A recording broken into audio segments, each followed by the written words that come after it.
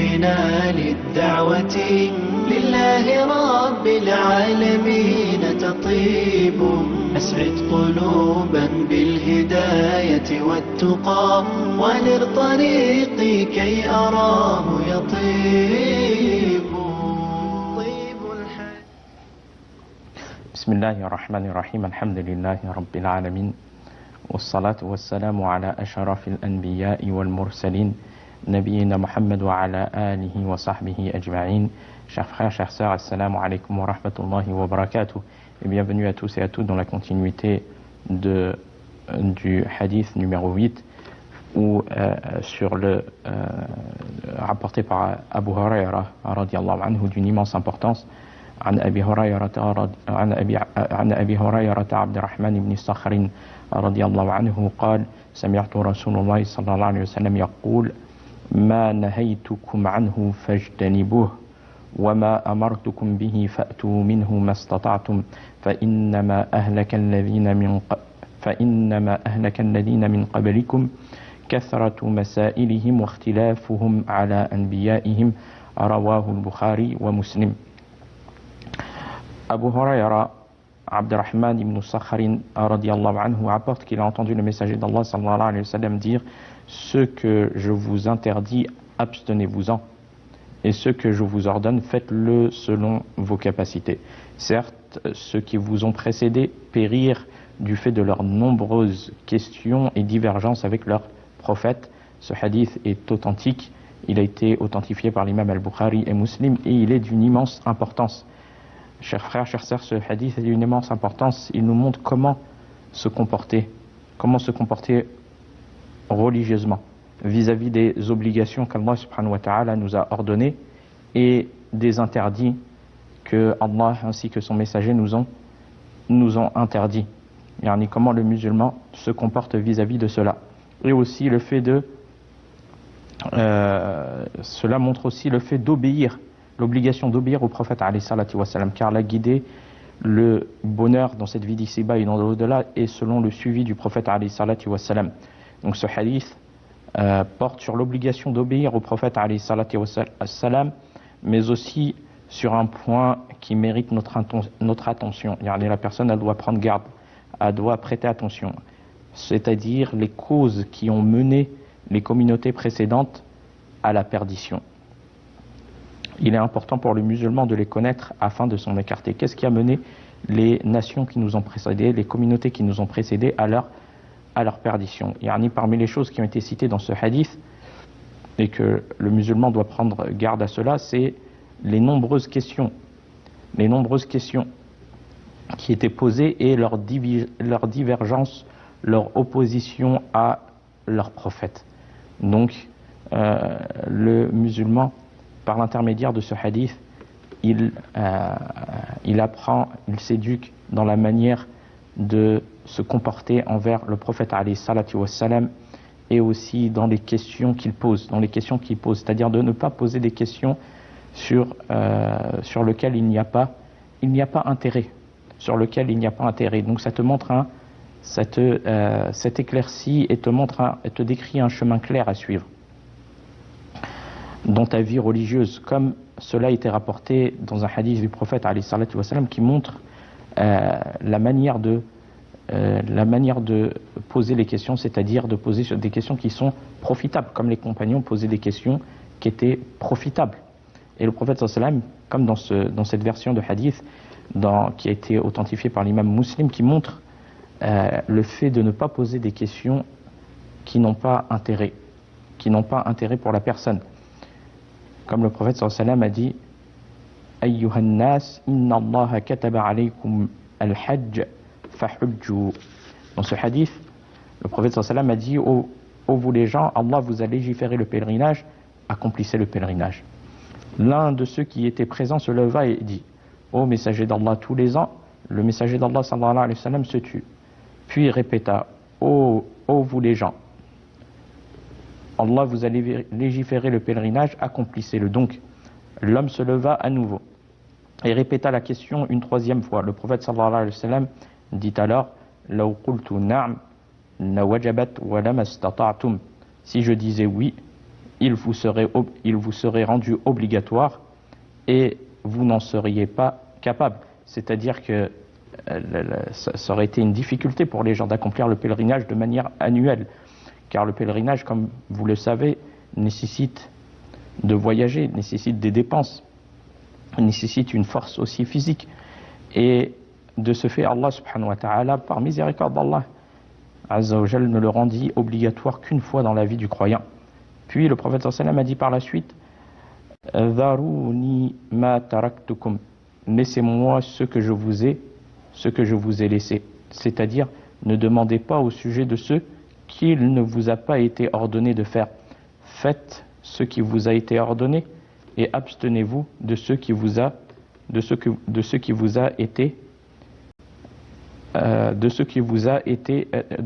été interdit. Voilà la manière dont le musulman doit agir. Yani ce qui a été ordonné par le prophète sallallahu alayhi wa sallam, fais-le du mieux que tu peux, selon ta capacité. Quant à ce que le prophète alayhi wa sallam t'a demandé de t'abstenir, alors la personne, elle doit s'en écarter. Puis, quant à me demander au sujet de ce qui vous a pas été légiféré, cela n'est pas de votre intérêt, ce qui montre que les questions nombreuses et qui sont inutiles ne sont pas demandées religieusement.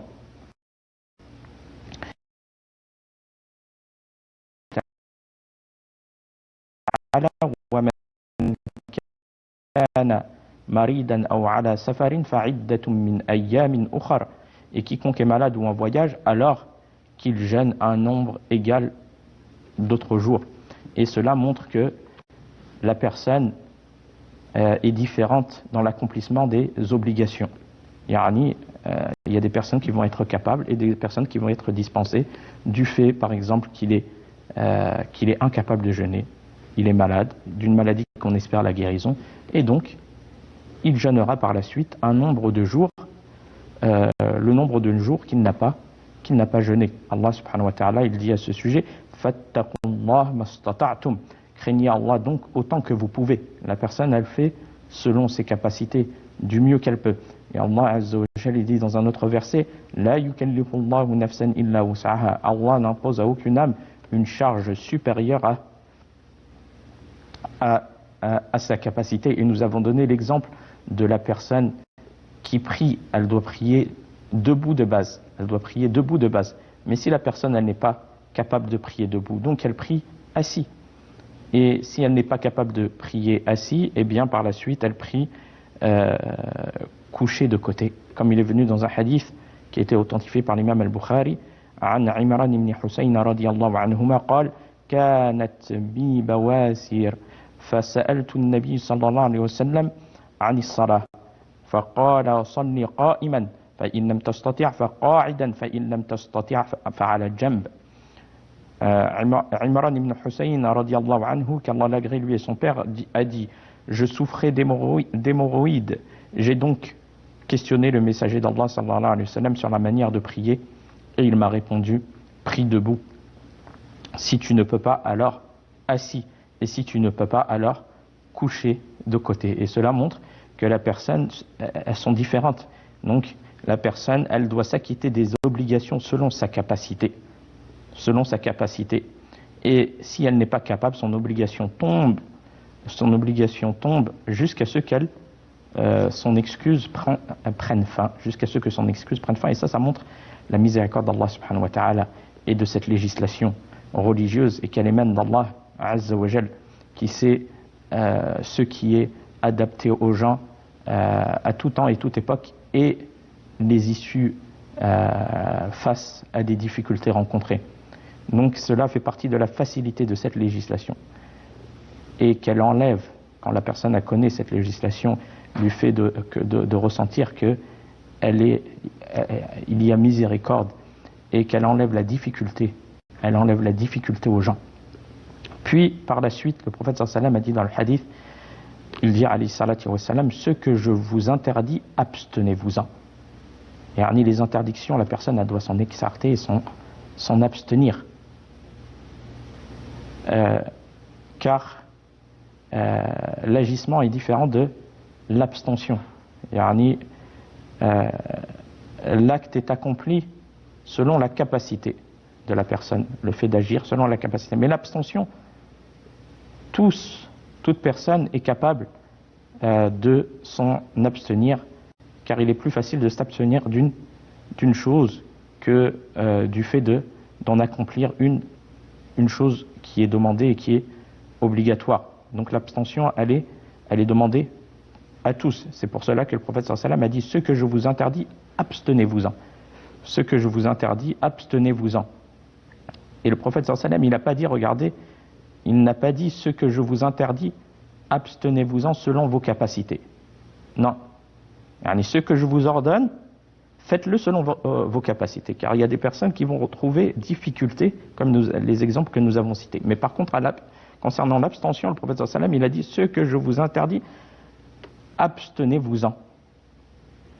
Car tout le monde est capable de s'abstenir des interdits. Donc, Allah subhanahu wa ta'ala, quand il nous a interdit des choses, ainsi que le prophète alayhi salatu wa salam, il est demandé aux croyants de ne pas s'en approcher, de s'en abstenir, mais aussi de ne pas s'en approcher. Comme Allah subhanahu wa ta'ala, il dit: وَلَا تَقْرَبُوا الزِّنَا إِنَّهُ كَانَ فَاحِشَةً وَسَاءَ سَبِيلًا. Allah azza wa jalla, il dit: et n'approchez point la fornication. Et n'approchez point la fornication. En vérité, c'est une turpitude, et quel mauvais chemin. Et dans ce verset, il dit de ne pas s'en approcher. Il dit de ne pas s'en approcher, de s'en abstenir, ainsi que de tout ce qui peut y mener. Tout ce qui peut mener à ce mauvais péché, la personne, elle doit s'en écarter. Comme par exemple le regard, ou s'isoler avec des personnes étrangères qu'il ne lui sont pas permis de s'isoler avec eux et qui peuvent amener à ce péché. Comme Allah subhanahu wa ta'ala, il dit aussi dans un autre verset: وَأَحَلَّ اللَّهُ الْبَيْعَ وَحَرَّمَ الرِّبَا. Alors qu'Allah a rendu licite le commerce, donc ça, ce sont des choses qui sont permises, et illicite l'usure. Donc la personne, cela montre l'interdiction claire des transactions qui contiennent de l'usure. Et comme le prophète alayhi salam nous a interdit cela, donc qu'est-ce qu'il est demandé? La personne, elle doit s'en écarter, elle doit s'en abstenir. C'est la manière d'agir du croyant, c'est la manière d'agir. Donc on voit que dans le fait de s'abstenir, la personne, eh bien, ça c'est demandé à tout le monde, de s'abstenir de l'interdit. Sauf en cas de nécessité. Yani, à l'exception de cela, les cas de nécessité de l'interdit. Comme une personne qui est contrainte de faire l'interdit. À l'exemple de cela, celui qui est contraint de manger de la chair d'un animal trouvé mort. Yani, de base, l'animal, il doit être ce qu'Allah nous a légiféré comme animaux licites à la consommation. Il y a certains les animaux qui sont trouvés morts, il n'est pas permis de les consommer, mais si la personne elle est contrainte, c'est-à-dire soit elle mange ce dont elle a besoin de cet animal mort, même si c'est interdit de base. Pourquoi? En cas de nécessité, afin de pouvoir survivre. Eh bien, c'est autorisé dans ce cas de nécessité, car de base, Allah il dit, subhanahu wa ta'ala, حُرِّمَتْ عَلَيْكُمُ الْمَيْتَةُ وَالدَّمُ وَلَحْمُ الْخِنْزِيرِ وَمَا أُهِلَّ لِغَيْرِ اللَّهِ بِهِ. Vous sont interdits la bête trouvée morte. Allah il dit, vous sont interdits la bête trouvée morte, le sang, la chair de porc, et ce sur quoi on a invoqué un autre nom que celui d'Allah. Donc on voit que la bête trouvée morte est interdite de base. Mais en cas de nécessité, la personne soit elle meurt, soit elle consomme ce dont elle a besoin de cette bête morte afin de pouvoir survivre. Eh bien c'est un cas de nécessité où l'interdit tombe. Donc on voit par cela la manière du croyant d'agir face à ce qui nous a été rendu obligatoire d'accomplir. Et le prophète sallam a dit: ce que je vous ordonne, faites-le selon votre capacité, et on a donné des exemples, et face aux interdits, comme la fornication, comme la consommation de tout illicite qu'Allah interdit ou autre, eh bien Allah, il a dit, le prophète sallam a dit: et ce que je vous interdis, abstenez-vous-en. Et il n'a pas dit abstenez-vous-en selon vos capacités. Non, tous abstenez-vous-en. Et cela, ça montre la précision dans les termes employés par le prophète alayhi salatu wassalam. Et nous avons cité aussi le cas de nécessité, comme l'exemple de la bête morte. C'est un cas où l'interdit tombe par nécessité. La personne, soit elle va mourir, soit consomme juste ce dont elle a besoin pour pouvoir survivre, même si c'est illicite, dans le but de pouvoir tenir sa personne en vie. Puis par la suite, parmi les choses qui ont amené les personnes à la perdition, les communautés qui nous ont précédés à leur perdition, c'est le fait de multiplier les questions à propos de ce qui n'est pas nécessaire en religion. Ce qui n'est pas nécessaire en religion, le fait de s'abstenir de poser des questions qui peuvent amener à l'exagération, qui peuvent amener à la difficulté dans la pratique religieuse. Et parmi les exemples de cela, nous avons l'exemple qui a été donné dans le Coran, à l'exemple des Juifs, parmi les peuples qui nous ont, les nations qui nous ont précédés, lorsque leur messager Moïse, alayhi salam, leur a annoncé qu'Allah leur ordonne de sacrifier une vache. Sacrifier une vache, n'importe quelle vache. Il leur a été demandé de sacrifier une vache. Et regardez comment ils se sont comportés envers leur messager. Et ça montre à prendre garde de se comporter de tel avec notre prophète Mohammed alayhi salatu wassalam. Donc ils ont déjà dans un premier temps multiplié les questions. Au début il leur a été ordonné de sacrifier n'importe quelle vache. Mais ils ont multiplié les questions, sa couleur, ses caractéristiques, ses fonctions, et autres et autres. Eh bien, ça a été une cause la difficulté leur est tombée dessus. Par ces questions qui posaient, qui multipliaient, alors qu'au début c'était simple, Allah leur a rendu la tâche difficile jusqu'à ceux qui faillissent ne pas se soumettre à cet ordre. Donc, comme il est venu cette histoire, Allah a fait référence de cette histoire dans Surat al-Baqarah, dans la sourate la vache. Allah subhanahu wa ta'ala, il dit: وَإِذْ قَالَ مُوسَى لِقَوْمِهِ إِنَّ اللَّهَ يَأْمُرُكُمْ أَن تَذْبَحُوا بَقَرَةً قَالُوا أَتَتَّخِذُنَا هُزُوًا قَالَ أَعُوذُ بِاللَّهِ أَنْ أَكُونَ مِنَ الْجَاهِلِينَ قَالُوا ادْعُ لَنَا رَبَّكَ يُبَيِّن لَنَا مَا هِيَ قَالَ إِنَّهُ يَقُولُ إِنَّهَا بَقَرَةٌ لَا فَارِضٌ وَلَا بِكْرٌ عَوَانٌ بَيْنَ ذَلِكَ فَافْعَلُوا مَا تُؤْمَرُونَ قالوا ادْعُ لنا ربك يبين لنا ما لونها قال إنه يقول إنها بقرة صفراء فاقع لونها تسر الناظرين قالوا ادْعُ لنا ربك يبين لنا ما هي إن البقرة تشابه علينا وإنا إن شاء الله لمهتدون. Donc il leur a été demandé, il leur a été ordonné de sacrifier une vache. Regardez comment ils se sont comportés. Allah, il dit: rappelez-vous, lorsque Moïse dit à son peuple, Allah vous ordonne d'immoler une vache, n'importe quelle vache. Ils dirent: te moques-tu de nous? Regardez la manière dont ils se comportent envers leur messager. Et cela, ça montre à prendre garde du non-respect du prophète Mohammed alayhi salatu wassalam. Il dit: te moques-tu de nous? Il répondit: qu'Allah me garde d'être du nombre des impudents, car ils sont venus à lui pour trouver le coupable d'un meurtre qui a été commis dans leur peuple. Et il leur a signifié l'ordre d'Allah de sacrifier une vache. Ils se sont moqués, trouvant cela hors de propos. Ils dirent, regardez les questions. Là, il commence à compliquer les choses en posant plusieurs questions, au lieu de se soumettre à l'ordre d'Allah. Ils dirent, invoque pour nous ton Seigneur afin qu'il nous précise ce qu'elle doit être. Il dit, Allah dit que c'est une vache ni trop vieille ni trop jeune. Donc là, la tâche est devenue compliquée du fait de leurs nombreuses questions à poser. Allah dit que c'est une vache ni trop vieille ni trop jeune, mais d'un âge moyen. Faites donc ce qu'on vous commande. Ils dirent, invoque pour nous ton Seigneur afin qu'il nous précise sa couleur. Allah dit que c'est une vache jaune de couleur vive et plaisante à voir. Mais ils n'ont pas terminé à cela, ils continuèrent. Ils dirent, invoque pour nous ton Seigneur afin qu'il nous précise ce qu'elle doit être. Car pour nous, les vaches se ressemblent.